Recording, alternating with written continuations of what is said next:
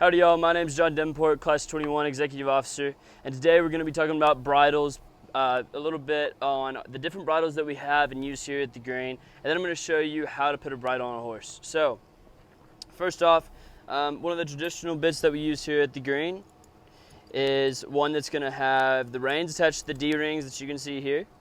And then it's called a snaffle. It's actually called a dog bone snaffle because of the fact that it's got this little metal piece here that allows the horse to use pressure and press on their tongue, and it's also not going to catch as much and cause them any pain in their mouth.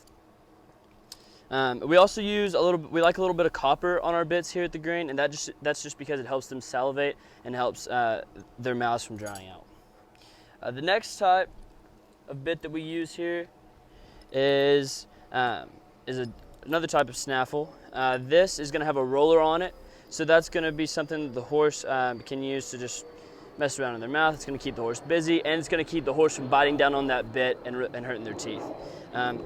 These pieces here, they've got longer shanks than the D-rings, and so these shanks are going to allow you to put more pressure on the horse and on that bit, as well as this curb chain here is also going to apply pressure on the bottom of their cheek. So moving on, this is a completely different type. It actually doesn't have a bit. This bridle is what we call a Hacklemore, or commonly referred to as a hack. This piece here goes over their nose. This wire here is going to go underneath their mouth, not in their mouth. That's a common mistake people make. And then this is also going to be a curb chain here for additional pressure. These shanks are going to let you pull on that nose and use nose pressure, opposed to using a bit for mouth pressure. So this is a little different. It's very similar to a hack, but it's also, it uses a little bit different pressure here, as you can see. These rings are going to allow for a different type of pressure. It's called a side pull.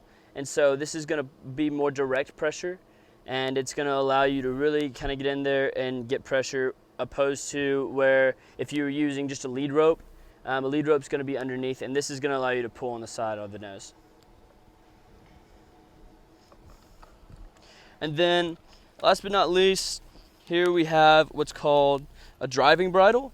This type of bridle is mainly used for our mules, but also for the horses on the cannon team. And this, as you can see, has a really thick bar bit, is what that's called. That's going to go in their mouth. These shanks are going to hang down. And you're also going to have the curb chain here.